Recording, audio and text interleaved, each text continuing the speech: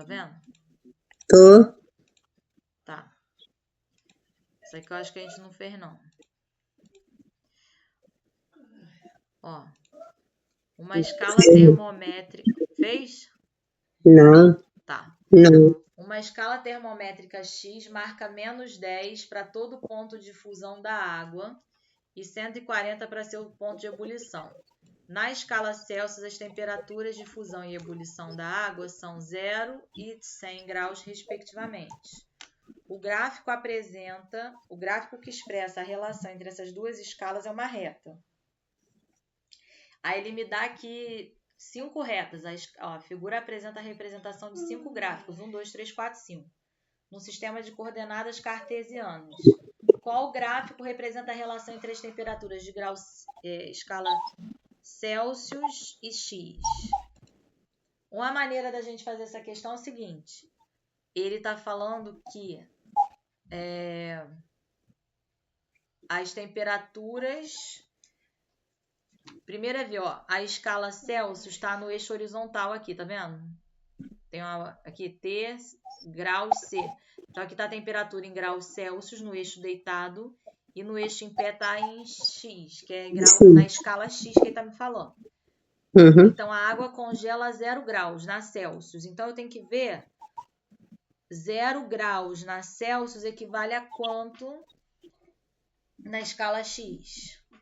E depois 100 graus na escala Celsius equivale a quanto na escala X? Então, ó, quando é 0 no X, eu tenho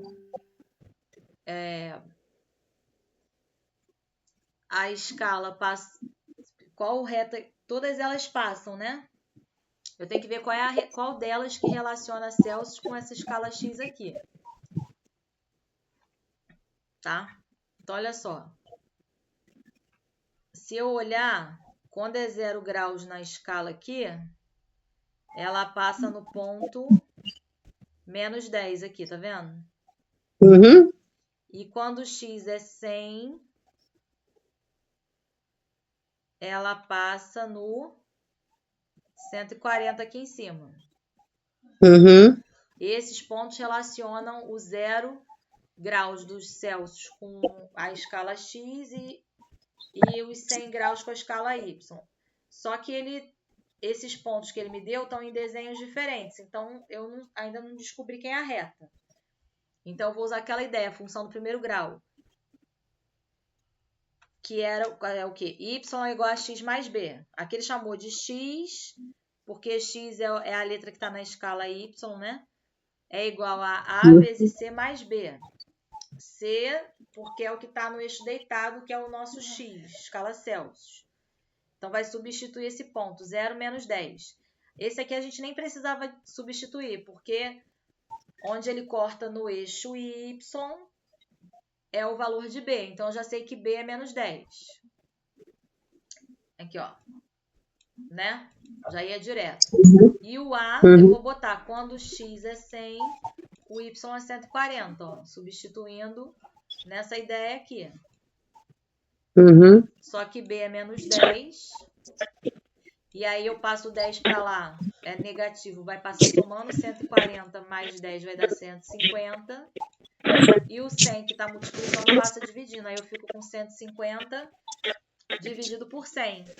Aí isso dá 3 sobre 2. Então eu já sei se é 3 sobre 2 o valor de A, essa função é crescente ou decrescente? Oi? Oi? É crescente ou decrescente? Ah! Repete, por favor. Que é crescente, ela nem sabe do que eu tô falando, ela tá falando que é crescente e falou certo. A função é crescente. O valor de A é positivo, a função é crescente, né? Então, ela tem que ser o quê? Subiu a serra. Então, ela não pode ser nem o gráfico 3, nem o gráfico 4. Ela só pode ser o gráfico 2, o gráfico 5 ou o gráfico 1. Mas o gráfico que passa por essa reta é o gráfico 2. Esse verdinho claro aqui.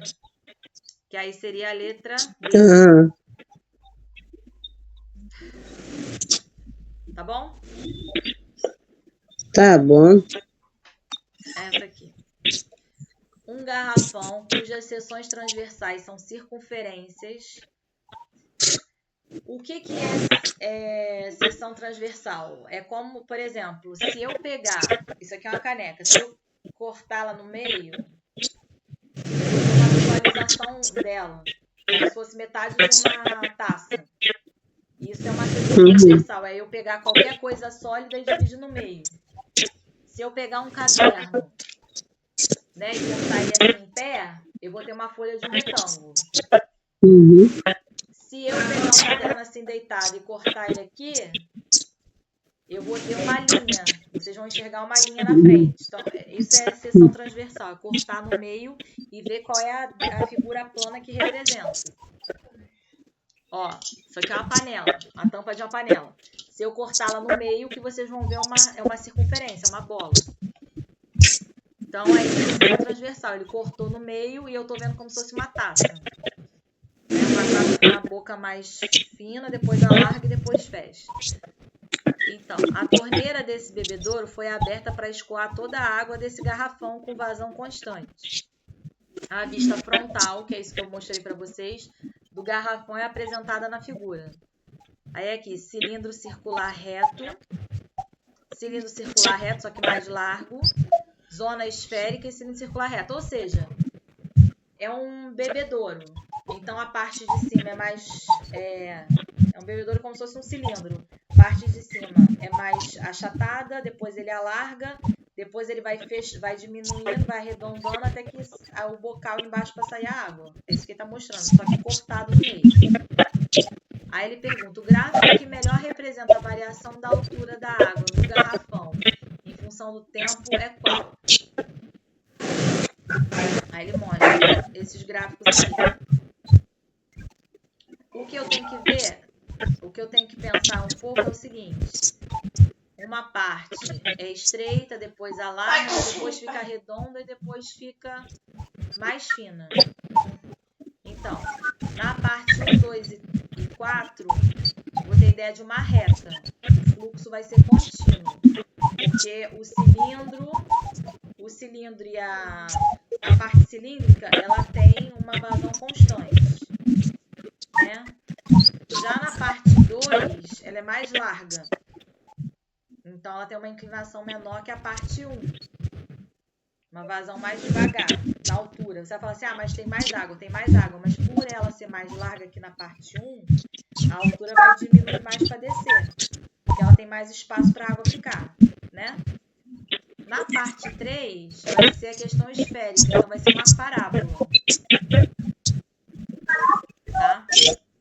Então, aqui vai representar isso aqui. É o gráfico da letra A. Ó, a primeira parte ela é estreita, então a vazão é mais rápida, por isso é uma reta. Na segunda parte, ó, vai mais lento, mudou a inclinação da reta, porque ela é mais larga, então ela diminui a altura mais devagar. Depois vem a parte esférica, que é uma parábola, então por isso que é essa curva aqui. E depois ela volta a ser fechadinha, o cilindro volta a ser uma reta. Foi? Foi. Aí não tem conta, é observação. Na construção de um avião de papel, uma criança dobrou uma folha retangular, sobrepondo o lado DC ao lado AB. Então, dobrou aqui no meio. Assim, ela obteve 2 novos retângulos. Um deles, o retângulo DCNM, que está aqui embaixo, que ele pintou de cinza.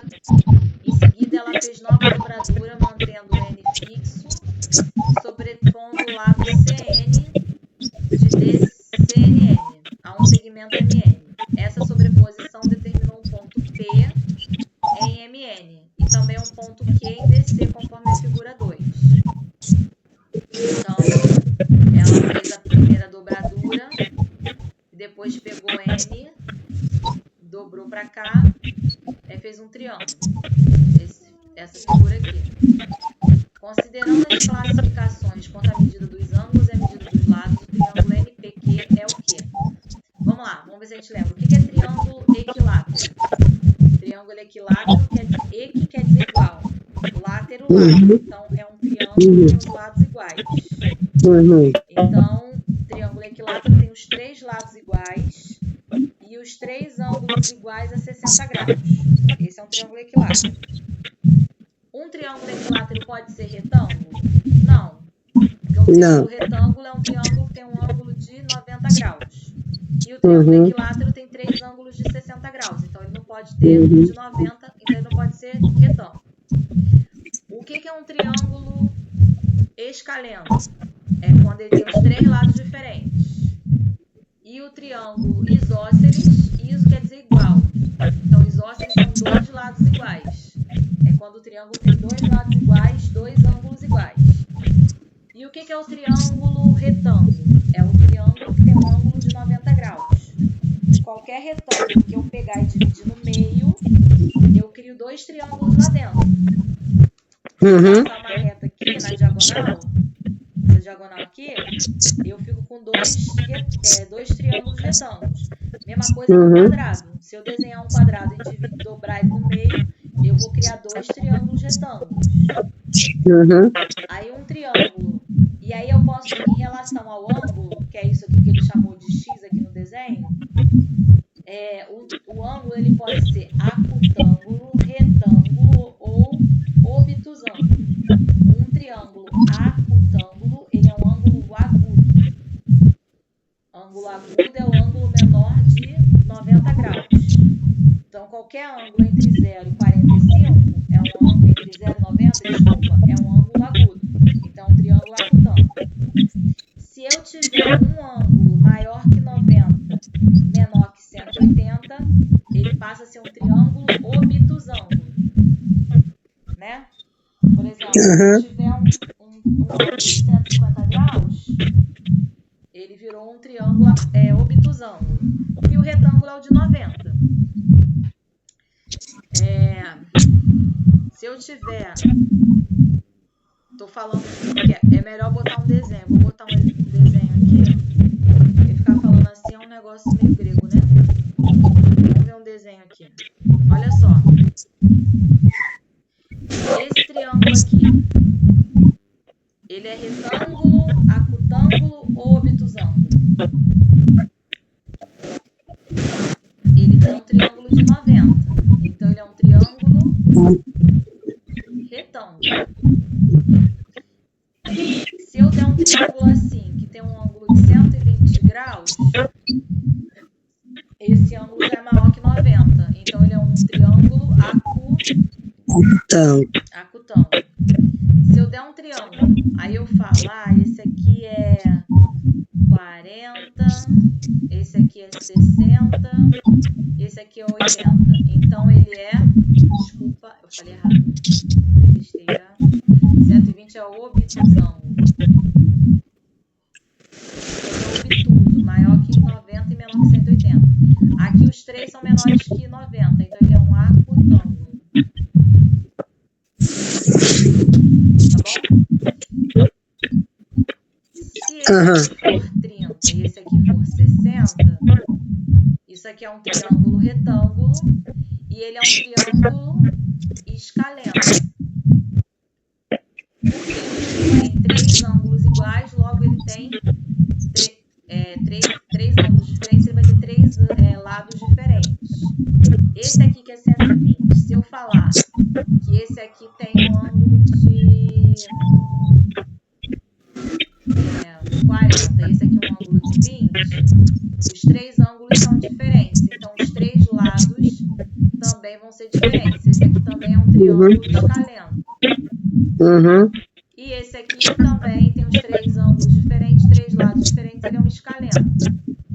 Agora vamos supor que eu tenho um triângulo, que aqui é 90 graus, aqui é 45, aqui é 45. Ele tem um ângulo de 90, então ele continua sendo um triângulo retângulo. Só que ele tem 2 ângulos iguais, então ele vai ter 2 lados iguais. Então ele é um triângulo isósceles. Porque ele tem 2 lados iguais, 2 ângulos iguais. Agora vamos supor que eu tenho aqui um ângulo de 100 graus. Aí eu falo que aqui é 40 e aqui é 40. esse triângulo, como tem um ângulo maior que 90, ele é obtusão. Só que ele tem mais dois lados iguais, dois ângulos iguais, 40 e 40. Então ele vai ter dois lados iguais. Então ele é um triângulo obtusão isósceles, porque ele tem dois lados iguais. E vamos supor que eu tenho um triângulo que tudo é 60 graus. Se tudo é 60 graus, ele tem três ângulos iguais, logo ele vai ter três lados iguais, então ele é um triângulo equilátero. E se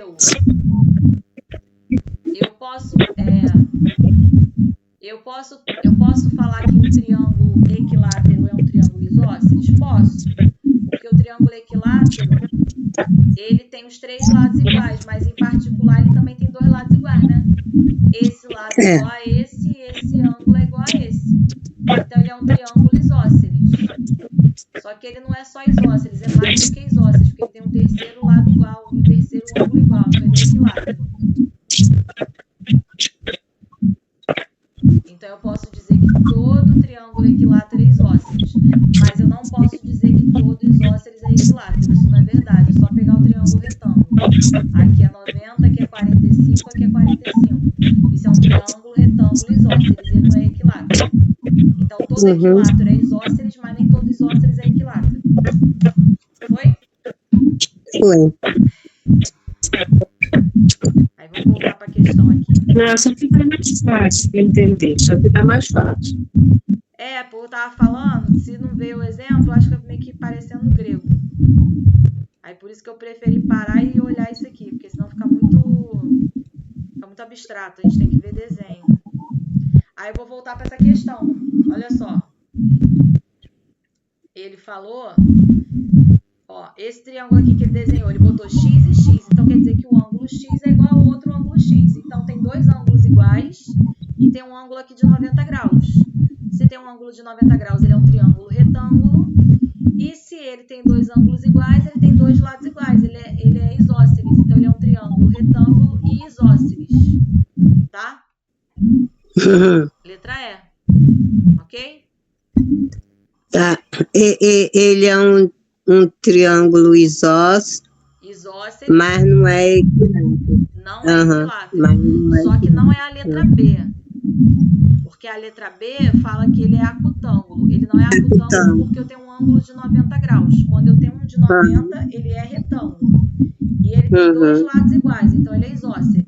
Só que ele não é equilátero porque senão ele teria que ter os três lados iguais e os três ângulos 60 graus, que não é o caso. Um deles já é 90. Esses outros dois aqui são obrigatoriamente 45. Tá? Agora esse aqui. A pressão sonora obtida em Newton por metro quadrado e o nível dessa pressão sonora N, medida em decibel, se relacionam na expressão a seguir. N é igual a 20 vezes log de P sobre P0, sendo P0 igual a 2 vezes 10 a menos 5.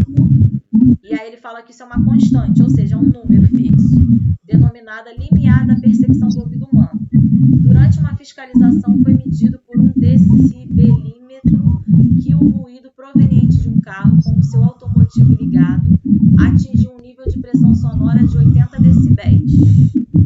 Então, o nível de pressão sonora é o valor de N. Então, N atingiu 80. A pressão sonora em Newton por metro quadrado proveniente desse ruído é igual a... Então, traduzindo isso, ele está falando que N vale 80. Ele falou para mim que P0 vale isso aqui.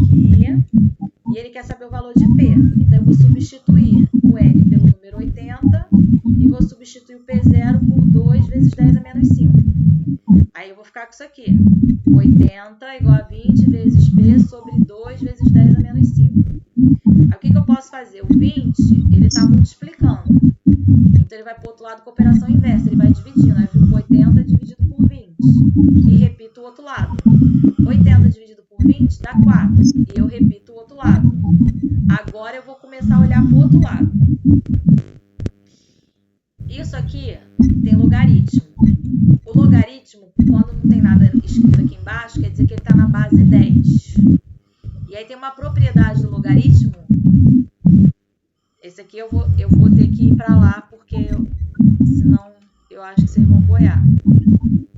Eu vou botar lá no outro para a gente entender, porque aqui tem que saber propriedade logarítmica. Tem caído muita questão de logaritmo, né?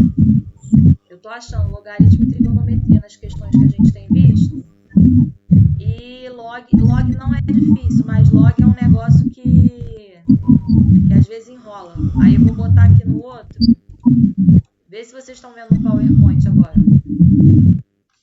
Ó, aqui o que eu vou fazer? Chegou nesse ponto aqui. Eu vou pegar esse negócio e vou fazer 10 elevado a 4 é igual a 10 elevado a log de P sobre 2 vezes 10 a menos 5. Aqui não tem nada escrito, mas aqui é a base 10. E aí isso aqui é uma propriedade log. Quando o número que está aqui embaixo é igual ao número que está aqui em cima, a minha resposta vai ser esse número daqui de cima. Então eu já pego isso aqui e jogo direto para baixo. Fica P sobre 2 vezes 10 a menos 5, igual o outro lado, 10 elevado a 4. Tá? Por exemplo, se eu tivesse isso aqui, ó, log de, por exemplo, 8 igual a log de x sobre 4 na base 2. O que eu poderia fazer aqui? A base é 2. Então, eu poderia botar aqui do lado de cá 2 elevado a 8 é igual a 2 elevado a log de x sobre 4 na base 2. Por que eu inventei esse 2 aqui? Por causa desse 2 aqui na base. Aí, 2 elevado a log de bababá, isso aqui vai embora. E o que vem é isso aqui, x sobre 4. E do lado de cá eu fico com 2 elevado a 8. Aí eu consigo resolver. 2 elevado a 8, 2 vezes 2, 4, 8, 16, 32, 64, 128, 256. Dá 256. Isso é igual a x sobre 4. Aí o 4 está dividindo, ele passa multiplicando.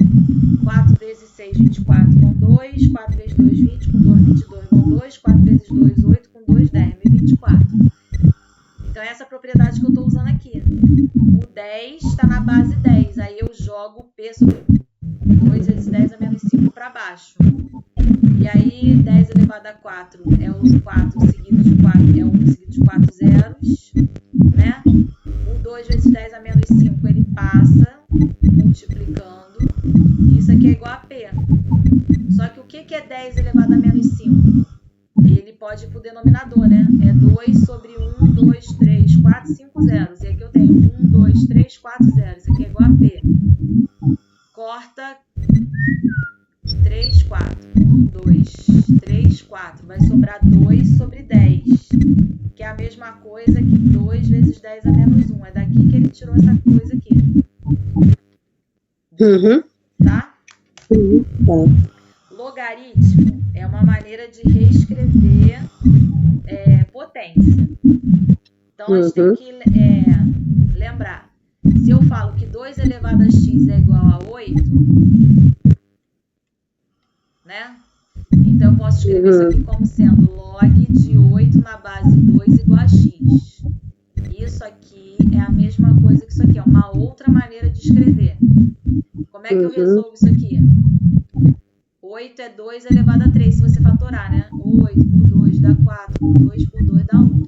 Então, x tem que ser 3. Então, o log serve para isso. Aí eu tenho que saber as propriedades de log.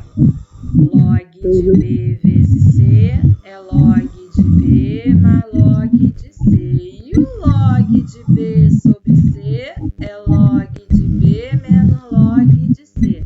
E se eu tiver log de B elevado a C, na base A, dá um peteleco no C, ele cai multiplicando. C vezes log de B na base A.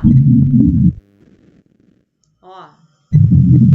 Log de 2 vezes 3 é log de 2 mais log de 3.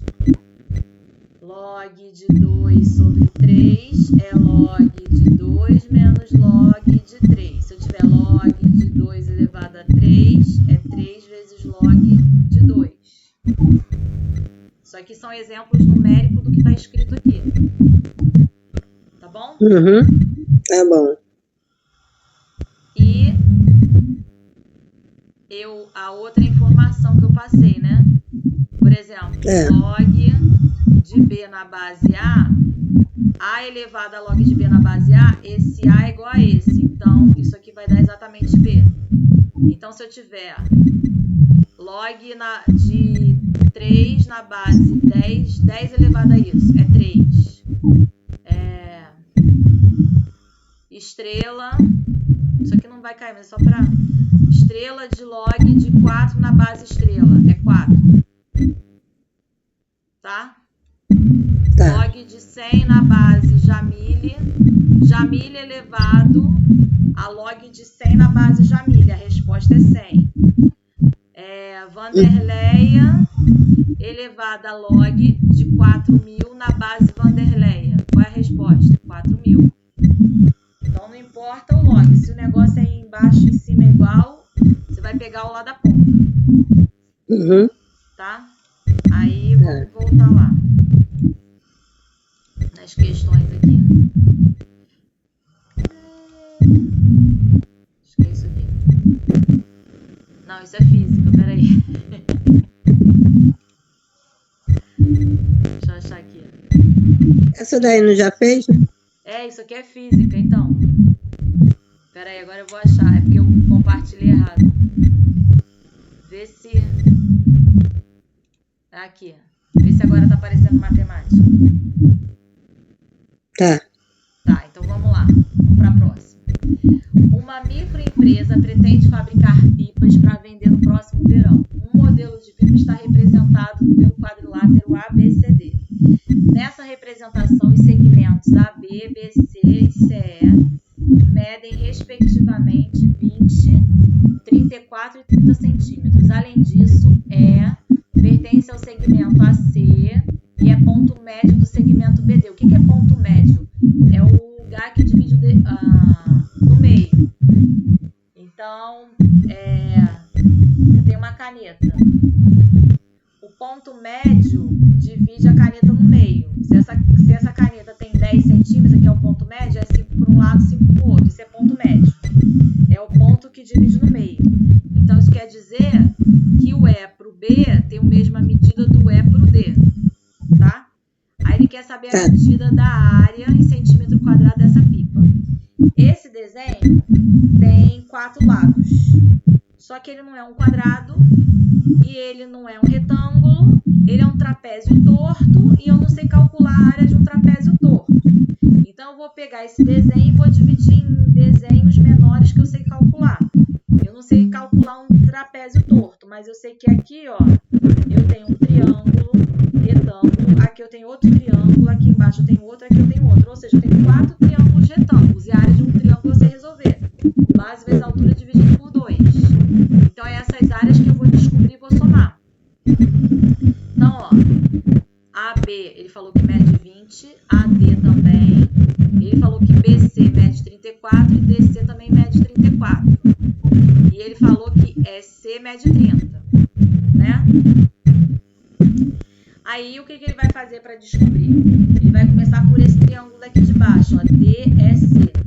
A hipotenusa é 34, o cateto é 30 e o outro é X. Lembram o que é cateto e hipotenusa?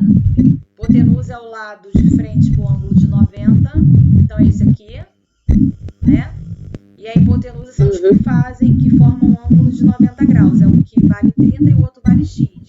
Então, Pitágoras, hipotenusa ao quadrado, 34 ao quadrado, é igual a cateto ao quadrado, que é 30, mais o outro cateto X ao quadrado. Aí, 34 ao quadrado, 1156, 30 ao quadrado é 900, aí eu subtraio da 256, X é 16. E aí, vou fazer a mesma coisa com 20, né? Desse lado aqui.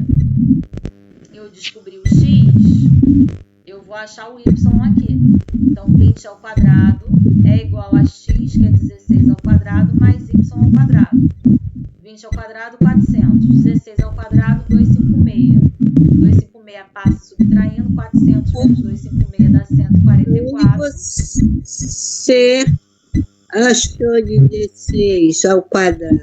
Foi daqui, ó, dessa conta aqui de cima, que o X é 16. Ah, tá. Eu fiz o Pitágoras nesse triângulo, DEC. Aí eu peguei e achei o 16. Aí agora eu posso fazer Pitágoras no triângulo AED, porque eu já tenho X, só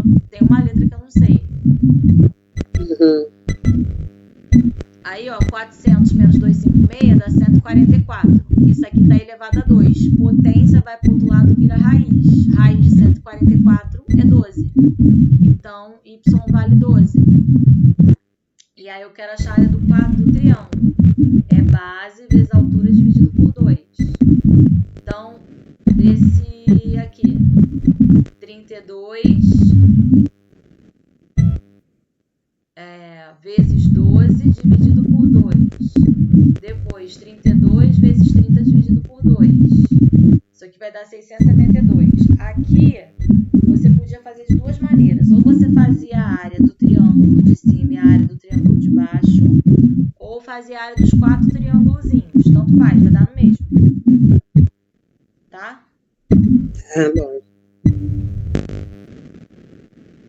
Essa aqui. Essa aqui é de ordem de grandeza, aquele negócio de notação científica. As distâncias no espaço são tão grandes que seria muito difícil gerenciar os números medindo eles em milhas ou em quilômetros. Então, os astrônomos criaram uma medida padrão, o ano-luz. Um ano-luz é a distância percorrida pela luz no vácuo durante o ano. Para se ter uma ideia, 1 segundo-luz é igual a 300.000 quilômetros. Ou seja, se um objeto está separado por 1 segundo-luz, a distância é de 300.000 quilômetros. Aí ele fala que na representação ele está mostrando a Via Láctea e ele está mostrando que a distância do Sol e da Terra são 8 minutos-luz. Ou seja, 1 segundo-luz é 300.000 quilômetros. Então tem que pegar 8 minutos e passar para segundo. 1 minuto tem 60 segundos. Então 8 minutos vai ter 8 vezes 60 segundos. E isso vezes 300.000 quilômetros. Então é isso que ele vai fazer, ó. 8 minutos são 8 vezes 60, são 480 segundos-luz. Se 1 segundo-luz é 300.000, 480 segundos-luz vai ser 300.000 vezes 480. É um bando de zero, mas esquece o zero e faz 3 vezes 48. Vai dar 144 e repete os zeros. Aqui eu tenho 1 mais 5 aqui. Por isso que é o 10 a menos 6. 144 vezes 10 a sexta quilômetros. Foi? Oi. É muito zero, mas no fundo é isso. Zero pra caramba. Uma empresa com 425 funcionários resolve sortear, numa festa comemorativa, uma bicicleta entre os funcionários que têm filhos. Dos seus 425 funcionários, 68 não têm filhos. E dos que têm filhos, 153 têm um filho, 119 têm 2 filhos e os restantes têm mais 2 filhos. Então, vamos lá. 425 é o total, menos quem não tem filho. Me dá 357 pessoas com filho. Dessas 357, 153 tem um filho, 119 tem 2 filhos. Eu somo os dois, né? E subtrai de 357. Vai sobrar 85 pessoas. Então, 85 funcionários têm mais de 2 filhos. Tem 3, 4, 5, não sei. Tem de 3 para cima. Aí ele pergunta: a probabilidade da bicicleta ser sorteada para um funcionário que tenha exatamente 2 filhos é quanto? Os funcionários que têm exatamente 2 filhos é 119. No total de pessoal que tem filho, que é 357. Então, a letra D. Esse 85 aqui eu não usei para nada, mas eu calculei por desencargo de consciência. Tá bom? Mas eu não vou usar ele para nada.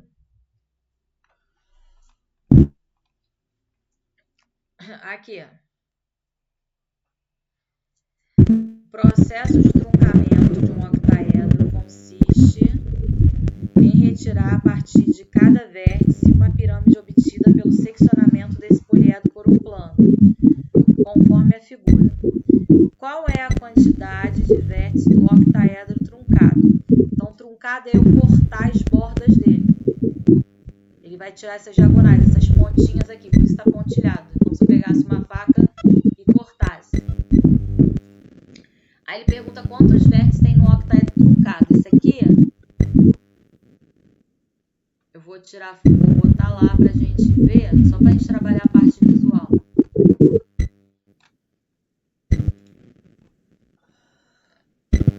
tirar foto. Quero pegar a foto do octaedro. Aí eu vou botar ali pra gente cortar junto. Ó.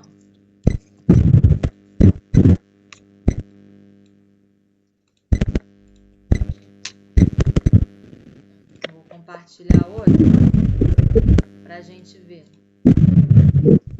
Vê se tá aparecendo o PowerPoint aí, o desenho. Uhum. Então, a minha ponta é essa aqui, essa aqui, essa aqui, essa aqui, essa aqui. E tem uma lá atrás que eu não tô vendo. Ele quer que eu corte. Quando eu cortar essa ponta, isso aqui vai virar um quadrado, ó. A área disso aqui vai ser um quadrado. E aí, quantos vértices eu vou ter nesse quadrado? Um vértice, eu vou ter... Vou ter 1, 2, 3, 4. Vocês conseguem enxergar que vai ter 4 aqui? Se eu tirar essa pirâmide? Uhum. E se eu cortar aqui, eu vou ter 1, 2, 3 lá embaixo, 4. E nessa daqui eu vou ter 1, 2, mais a lá de baixo 3, mais a outra lá 4. Então, em cada ponta vão surgir 4 vértices. Vai surgir 4 aqui, 4 aqui, 4 aqui, 4 no que está lá atrás escondido, 4 nesse aqui de cima e 4 nesse aqui de baixo que também está lá atrás escondido. Então, quantos vértices eu vou ter? 4, 8, 12, 16, 20, 24. Deu para enxergar? Jamile, Vanderlei, enxergaram? Peguei. Tá. Então, vou voltar para a questão. O que é importante ter esse tipo de enxergar esse tipo de coisa para ajudar, porque tem questão que a gente, igual a essa, a gente resolve visualizando. Uma fábrica de produtos químicos utiliza para armazenar sua produção recipientes na forma de cilindro regular circular reto, com 1 metro de altura e raio externo da base igual a 25 centímetros. Para facilitar o transporte desse tipo de recipientes, cada um deles será colocado dentro de uma caixa na forma de paralelepípedo retangular reto, de base quadrada e com a mesma altura do cilindro. A empresa deseja construir a menor caixa possível em que possa colocar cada cilindro. Aí, de acordo com o texto, a medida interna do lado da base da caixa em centímetro a ser construída é igual a quanto? Então, ó, ele está falando para mim que o raio da base é 25. Então, a base de uma ponta até a outra vai me dar o diâmetro, 25 mais 25, 50. Então, a largura da base tem que ser 50 para poder o cilindro caber. Foi? Foi. Como se fosse uma caixa de presente e eu vou dar dentro dessa caixa de presente uma batata Pringles, aquela de cilindro dentro. Então, a base dessa caixa de presente tem que ser a largura da base da batata. Uhum. Tá? Tá. Aí vem. No Brasil, o valor mensal pago na conta de energia elétrica pode ser calculado pela fórmula consumo de energia igual ao valor da tarifa, mais COSIP. COSIP é a contribuição ao sistema de iluminação pública, cujo valor é definido pelo município, ou seja, é um imposto que se paga para o município que muda de uma cidade para outra. Em um estado brasileiro que utiliza essa fórmula de cálculo da conta de energia elétrica, o valor da tarifa é estipulado conforme as seguintes faixas de consumo. Até 100 kWh, 90 centavos por kWh. Se a pessoa consumir de 101 a 200, ela paga 90 centavos para os primeiros kWh e depois R$1 por kWh consumido a partir daí. Então, se ela consumiu 100 kWh, 90 centavos. 101, esse 1 que passou é R$1 kWh. Se ela passar de 200 kWh, 90 centavos para os 100 primeiros minutos, R$1 para os 100 kW seguintes e R$1,20 para o que passar de 200. pessoa consumiu 180 no mês atual e sabe que em seu município é cobrada uma COSIP no valor de R$10 para o consumo de até 200 kW ou de R$12 para o consumo acima de 200. Para que a conta do mês não ultrapasse 220, ela decide estabelecer uma meta, como meta, né, um limite de consumo a partir daquele momento, até o fim do ciclo do faturamento. E aí, o limite de consumo em quilowatt-hora que a pessoa deve estabelecer para atingir essa meta é quanto? Quanto? Ele quer saber quanto que é. Quanto? Então, eu vou ter que fazer Vamos lá. 90 centavos vezes os 100 kWh primeiro, mais R$1 vezes os 100 kWh depois, mais R$1,20 para o que passar de 200, vezes o que ela consumir aí, mais R$12, que é o tributo, né? Dá 220. Aí a questão cai numa equação do primeiro grau, 90 mais 100 mais 12 e mais R$1,20 vezes C, que é como se fosse X, igual a 220. Então, 1,20C mais 212 igual a 220. 220 menos 212 vai dar 18 e 1,2 passa dividindo. Então, ela vai ter que consumir 15 kWh. Então, o consumo total foi de 215. 215 menos 180, a variação foi de 35 kWh. Foi? Foi. Ok. Aí vem essa aqui. Num dia de promoção, o supermercado propõe dar desconto em um produto e, mantendo fixo o preço da unidade, apresenta ao consumidor as seguintes propostas. Opção 1, pegue 8 e leve 9. Opção 2, leve 8 e pague 7. Um consumidor quer escolher a opção que ofereça maior desconto percentual.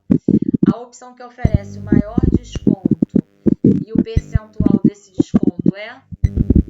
Então, na primeira opção, leva 9 e paga 8, ele tem um nono de desconto, né? Então, 0,11.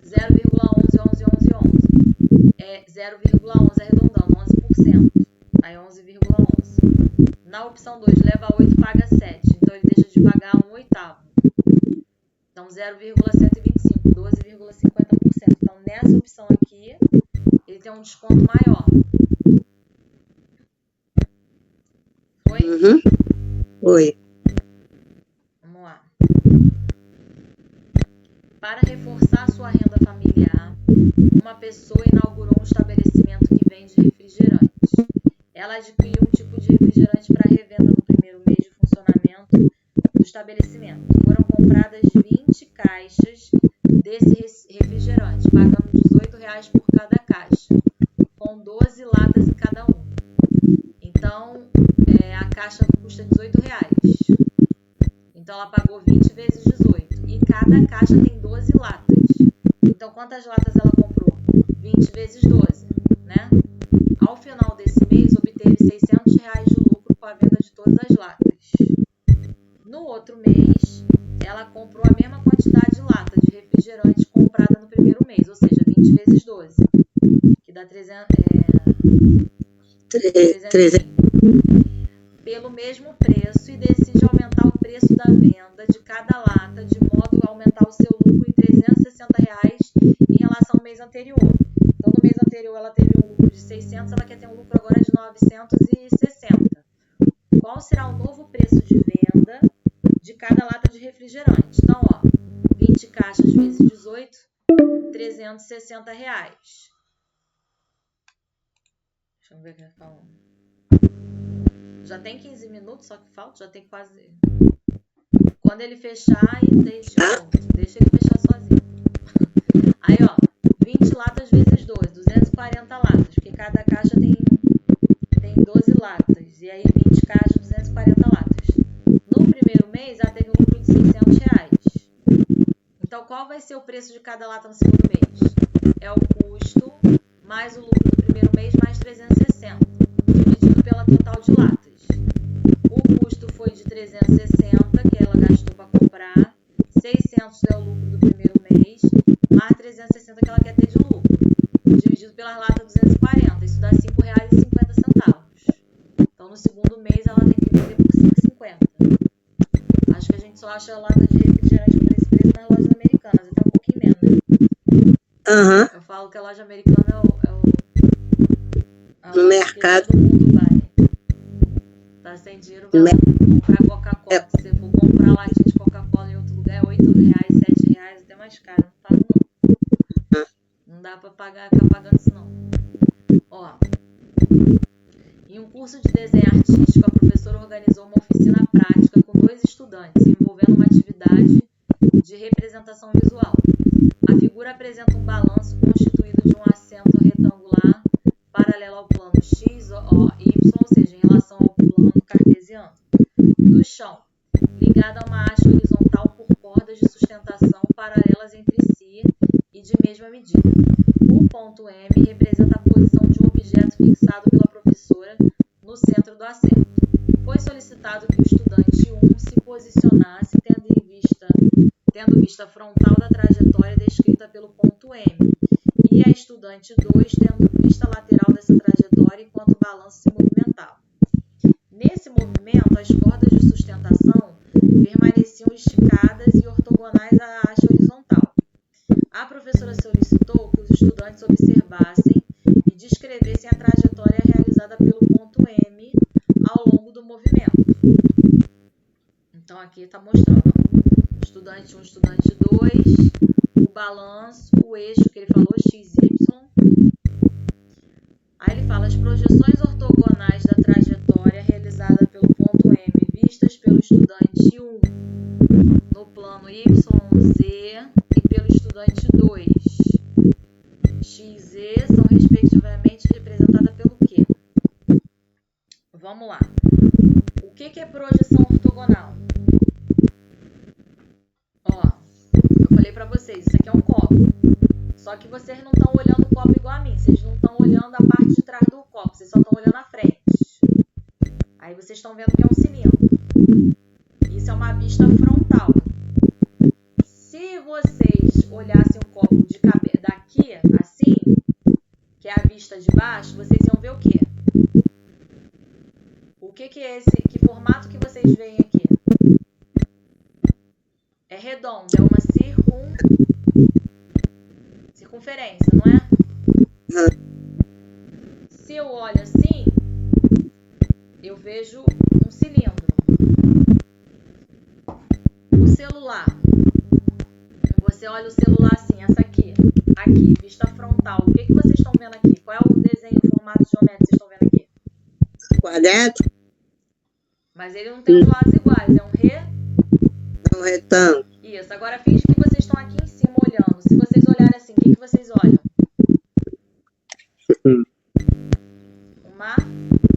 Uma linha, né? Não é uma linha? Aham. E assim também é uma linha. Mesma coisa. Aqui, ó. Isso aqui é uma vela. Ela tem um formato cilíndrico. Se você olha para ela assim de frente, você vai ver um retângulo, né? Esquece o 3D. Eu cortar ela, você vai ver um retângulo. Se você olhar assim, você vai ver a base dela. A base dela é o quê? Uma bola, uma circunferência. Se você olhar assim, isso aqui é pontiagudo. Então, você olhar o quê? Um ponto. Isso se chama vista superior, vista lateral, vista frontal. Então, essa questão está trabalhando com isso. O garoto está de frente para o balanço. Então, se ele olha para o balanço assim, né? Isso aqui é uma linha. E esse garoto aqui, ele olha para uma linha assim. E esse aqui olha para uma linha assim. Deixa eu ver aqui se ele vai... Olha lá. Esse garoto aqui, se eu olhar na vertical, ele olha uma linha reta, que é o que está segurando o balanço. Esse garoto aqui, o 2 que está de lado, o balanço balança, igual um pêndulo. Então, o movimento que o balanço faz, isso aqui é uma parábola, porque é um pêndulo. Eu sei que o balanço balanço não é aquilo ali, mas eu tô falando que o movimento que ele faz é de um pêndulo. Entendeu? Por Entendi. isso que é importante esse negócio de geometria espacial, uma coisa chamada desenho geométrico, que não tem mais na escola, que ajuda a enxergar esse tipo de coisa. Lembra que antigamente tinha negócio de psicotécnico? Desenha um trem passando, né? Só desenha o trilho. Lembra disso? Então, é tipo isso. Desenha um garoto atrás da árvore. Ele só desenha a árvore. Tu não pode desenhar o garoto. Ele tá atrás da árvore e você não vê ele. É tipo isso. Um novo condomínio foi construído na Rua X. Alguns lotes já receberam numeração da prefeitura, enquanto outros apresentam apenas o sobrenome do proprietário. O servidor da prefeitura numerará os lotes que ainda não foram numerados. Para isso, ele observa o padrão da numeração já existente, conforme apresentado na figura. Percebendo que, em cada lado da rua, as sequências das numerações formam progressões aritméticas. Lembra o que é progressão aritmética? Uma sequência que vai sempre somando ou subtraindo o mesmo número. E com isso atribui um número ao lote da família Costa. Então vamos lá. Na rua daqui de baixo, 84, 106, Teixeira, Guimarães, 172. De 84 para 106, quanto que somou? 106 menos 84. Então, esse número que ele somou é o número que ele vai somar para a casa do Teixeira e é o mesmo número que ele vai somar para a casa dos Guimarães. Então, ó.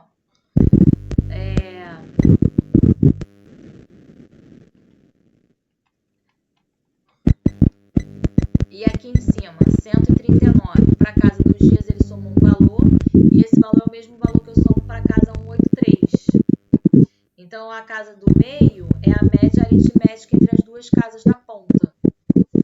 Então, é 139 mais 183 dividido por 2, 161. Então, essa casa aqui é 161. E ele quer saber da família Costa, que é a família que está para trás. É só você ir subtraindo a razão. Faz 161 menos 139, que vai dar 22. Então, a razão é 22. Aí faz 139 menos 22. Vai dar 7, vai dar 1, vai dar 117. Aí faz 117 menos 22. Aí você vai achar 95. Foi? Não. Foi. Foi? Foi. Não tá. Deixa eu ver quanto tempo tem. 7 minutos. Dá pra fazer mais uma. Os integrantes de uma banda de rock realizaram um processo seletivo para contratar um novo vocalista. Foram pré-selecionados 5 cantores para a realização de 3 testes. As frequências medidas em hertz alcançadas nesse teste por cada cantor foram: aí o primeiro cantor 380, 410 e 470, segundo 330, 350, 490 e assim vai. Aí ele fala: os integrantes da banda decidiram selecionar o cantor que apresentou a maior frequência média nos 3 testes. Qual foi o cantor? Aqui não tem jeito, tem que fazer média aritmética. Ia ter que fazer 380 mais 410 mais 470 dividido por 3. Depois, 330 mais 350 mais 490 dividido por 3. Ó, fiz com cada um, tá vendo? Aí o que teve a maior média foi o cantor 3, 410.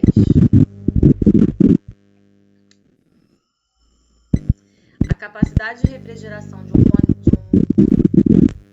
que horror, condicionador de ar, um ar-condicionado, é medida na medida BTU. É porque a gente fala ar-condicionado, a gente não fala condicionador. Se em espanhol se fala acondicionador de aire, tudo bem. Ele condiciona o ar, mas em português a gente fala ar-condicionado. Não ao contrário. O cálculo de quantos BTU/hora são necessários para a refrigeração adequada de um ambiente depende de vários fatores. Em um ambiente fechado de altura padrão, com uma só pessoa, cada metro quadrado da área do piso pede 600 BTU. Então, se eu tenho um lugar fechado, uma pessoa a cada 1 metro quadrado, eu preciso de 600 BTU de capacidade capacidade do ar-condicionado. E para cada pessoa que eu colocar mais nesse ambiente, eu vou ter que colocar mais 600. Então, se eu tenho uma área que é 1 metro quadrado e tem uma pessoa, é 600. Botei mais uma, é 600 mais 600, 1.200. Cada aparelho eletrônico ligado demanda mais 600 BTU. Em uma sala retangular fechada de 6 metros de comprimento por 4 de largura e altura padrão 5, pessoas trabalham simultaneamente em 5 computadores ligados e existe um ar-condicionado de 24.600 BTU. Um projeto prevê a contratação de novos funcionários e a instalação de novos computadores. Cada funcionário terá acesso a um único computador e cada computador só pode ser usado por um único funcionário. Serão mantidos os computadores, os funcionários e o ar-condicionado atuais, devendo ser suficiente para a refrigeração adequada da sala depois de implementar o projeto. Não vai ter outro aparelho eletrônico no local. Qual é a quantidade máxima de funcionários que a gente pode colocar que atenda a implementação? Então, vamos lá. Uma pessoa gasta 600 BTU. Mais uma pessoa é mais 600 BTU. A sala tem dimensão 6 por 4, então tem 24 metros quadrados. Ok. 4 pessoas mais 5 aparelhos de computador. Então, eu vou fazer 24 vezes 600, porque 1 metro quadrado gasta 600 BTU. Como a sala tem 24, eu vou fazer 24 vezes 600, mais. Eu tenho 4 pessoas, então cada pessoa gasta 600, 4 vezes 600, mais. Cada computador gasta 600 também, como são 5 computadores, 5 vezes 600. Essa conta dá 19.800 BTU. Eu preciso. Como o ar-condicionado tem 24.600 BTU, vai sobrar, então, 4.800 BTU. Um computador com um funcionário gasta 1.200 BTU. Como sobrou 4.800, eu pego 4.800 e divido por 1.200. Ou seja, eu consigo contratar 4 funcionários com 4 computadores para usar só esse aparelho. Foi? Uhum. Foi. 2 minutos só. Tá, então eu vou fechar e vou mandar o link de novo. Tá bom? Tá. A gente continua em matemática.